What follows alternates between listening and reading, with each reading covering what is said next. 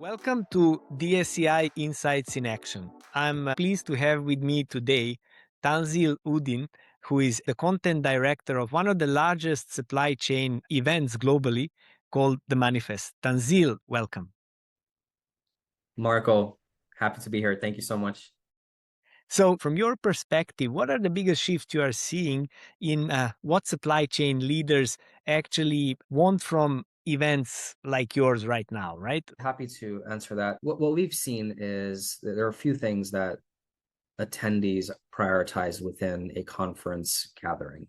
So number one is when I look at content as an example, can I come into an event like this and extract real takeaways, tangible examples that are coming through in the content of this event? Meaning, I'm a VP, director, whoever I am. I have one or two ideas that I can literally take back to my team, my office next week, not next year. So it's really the actionable insights that are coming out of not only your content, I say content, but your event. Number two is, of course, not in specific order, but second would be the people. Are the right people in this room? We pride ourselves in being an ecosystem event at Manifest, meaning we're telling you that all parts of the end-to-end supply chain ecosystem are here under one roof. The startups are there, the investors are there, all the users, the shippers, the LSPs, they're all under one roof. And so delivering on that, and not only that, but also the right person, the leadership from that category. And obviously, it kind of, I say number two, but that it probably starts and ends there of the right people in the room. So that's second, the right people. Three will be organic conversations. So there's a healthy mix of structured, formal content, sessions, receptions, but then there's also a lot of pockets of curated experiences for each individual group. So if I'm a startup or investor, I have something to go to. If I am a shipper, as chief supply chain officer, I have something to go to. And that curated experience for me is very important as an attendee, where I got a chance to have these organic conversations as well. Quite frankly, make friends, get acquainted with people that I can remain connected with throughout the year. Those are some of the top ones, but obviously then comes the expo. What is inside that expo? Is it, innovation forward as we promise to be? But those are the three ones that come top of mind for me in terms of how events have shifted into becoming more strategic for a lot of these leaders. Thank you, Tanzil. And what I really like is the way of how you said things are shifting actually from just meet and greet and general buzz of, like the keynotes into what do I do tomorrow when I come back and, where I can put these contacts, not into business only, but actually into the way of how I can work on transformation of my supply chain, or like the way of how I can test and try new things. And that brings me to really, it's a great segue to the next question which I have, and it's actually, can you please share with us, like how an organization's supply chain actually changed because of what happened at one of your events? Just one of the examples you can share, because I think those messages and those stories are actually creating the true value you have been talking about. Yeah, absolutely. So it's too many examples to speak to, but I'll kind of speak to just one that comes to mind.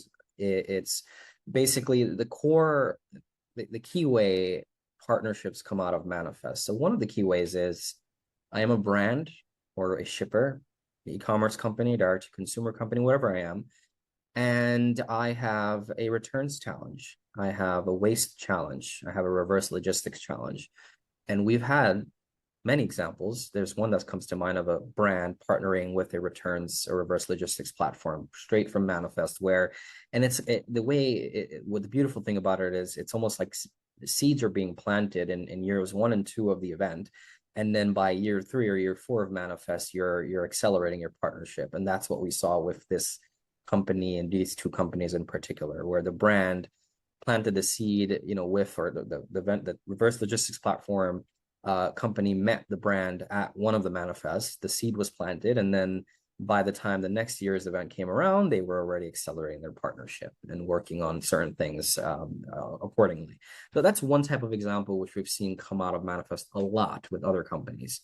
The other type that we're seeing is, and we actually have a virtual press room for this, as a matter of fact, dozens of companies would use Manifest to basically launch a new product, or they will announce a new partnership. Some have even signed an acquisition or an intent at our event. And so, letter of intent, excuse me.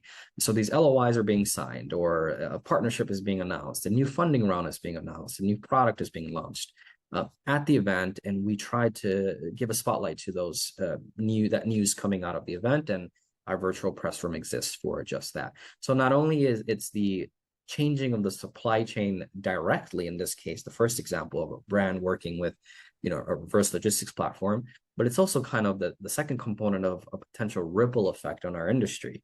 A new funding round, new funds are raised by a startup company, which helps accelerate that startup company, and they're able to then serve the industry accordingly as a result and kind of scale appropriately. Then obviously, like I mentioned, the M&A side of it, certain mergers or partnerships. So we're seeing all of that happening at an event like ours, and we make sure we try our best to give them the right platform that they need within the event to accentuate that announcement or partnership. Basically, the event is now more like an overall platform where actually on one side you can resolve the current difficulties or big problems in partnership or collaboration with the others who have been facing the same problem and already have the headway. On the other side, it also brings you closer to new opportunities which are emerging from new services or new trends, which can be exercised in, I can call it a safe lab environment, which is called the Manifest platform, which is beautiful. And having that in mind, when the organization come to Manifest 2027, and I know you are already like in the peak of the preparations, Yep. what should they be focused on learning? If we can give, our community an advice, and what conversations they need to have with their peers as well, and with the experts that will actually improve their competitive position in next 2 to 3 years. So let's give them a practical advice from your side, signing up for Manifest 2027 to be more than just let's say a business card collecting event, which Manifest is much more. Yeah, absolutely. So I would say the best way to prep, not just for the event, but obviously, like to your point, to maintain or gain a competitive advantage in our space, there are themes that come up very often in our conversations. As you said, we're already in the planning phase, and I'm thankful enough to be able to work with the chief supply chain officer, similar operators that come to our event.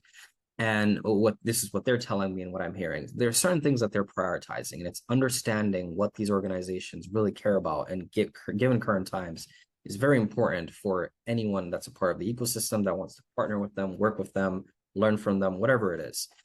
Some of those themes include, I would just use the obvious example of AI, right? And AI is talked about almost ad nauseum, to be frank, in our daily lives, at events, so on and so forth. However, there is a narrative shift in AI or any emerging technology. That narrative shift has went from what is it, how is it being used, to now where is it being used and where is it being scaled. And I think that's a very important differentiator, because it's being applied, it's being used. From what we're hearing, ROI is not necessarily clear cut. You're not seeing the bottom line ROI, but you're seeing efficiencies. You're seeing these optimizations on the team side of things. And so understanding that nuance of how these leaders are looking at AI and applying it, or any emerging technology, and it's usually on 1, 2, or 3 areas, and they're looking to scale it from there versus trying to tack it on to anything. And so, but they work backwards. They first understand what the challenges are that they have and what challenges they're hoping for AI or tools to solve. And if they have that clear understanding, the other side, so the technology side in this case, should also do the due diligence to understand what those challenges are that the organizations are facing, versus just AI for the sake of AI or technology for the sake of technology. So it's really prioritizing the use case and where the efficiencies are being made is number one, and both sides understanding the challenges that they're hoping for the technology to solve is what we're seeing. And then I would say second would be understanding partner ecosystems, because if I'm looking to work with a company and they have a lot of third parties, for example, our suppliers, whatever it is, there's an integration component that comes up there. There is a complementary question that comes up there between these ecosystem players. So how do I even integrate with your current ecosystem properly? And that's a big challenge that the industry faces, but it's just being cognizant of who those ecosystem players are. And we're thankful, again, taking back to our event, going back to the CSEOs, a lot of them will take the stage and speak to just that, the challenges that they have and what they experience in their day-to-day and what they prioritize, and then what their partner ecosystem looks like at the moment, and their network, what it looks like. So those are the types of discussions that we'll continue to lean towards at our event. Thank you, Tanzil. And actually, if I try to put it in one simple sentence, is before you go to manifest, do your homework and define on one side your use case or the area where you would like to tackle a problem, and on the other side, where do you see synergies for partnerships, not only for business growth, and that will actually bring the value for you and accelerate it forward, which is a beautiful way to put it. And that's why I really always see manifest as an innovation and a driver of what's coming in events in supply chain. So let's round up our discussion, please, with why we collaborate together, because I think that should be also mentioned, and we owe that to the audience. So as everybody knows, DSCI brings a specific perspective on supply chain innovation, development, and learning. And from your view, Tanzil, how will that shape what Manifest is planning for 2027? Yes, absolutely. So we've obviously have been extremely thankful to be able to work with you, your team, the SCI, and you have a lot of synergies with what I just said, really, and what we do. So very close to my heart, our heart is the operator's perspective.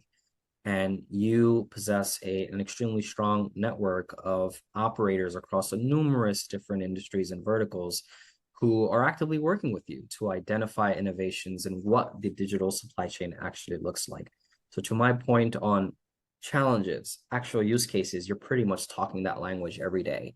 And we've been thankful to put together sessions with you, at previous manifests. And of course, we always look forward to having that operator's perspective on our stage to speak to exactly what you do, which is how we are actually applying technologies in our supply chain for a better, more efficient workforce, as well as our operations.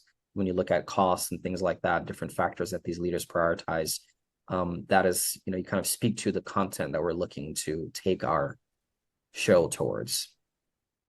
Thank you very much, Tanzil. And I think this beautifully wraps up our conversation. One thing I can promise is that we will keep on being practical, because that's part of our DNA. And we are grateful to Manifest for the partnership we have built, and especially to envisioning and being brave to create the future of supply chain events to be valuable for all of those who are participating. So we look forward to Manifest 2027 working with you together, and we'll definitely circle back after the Manifest to share the key insights with our audience. Thank you once again. Thank you so much, Marko. I appreciate it. This was another DSCI Insights in Action episode, and we'll come to you with more.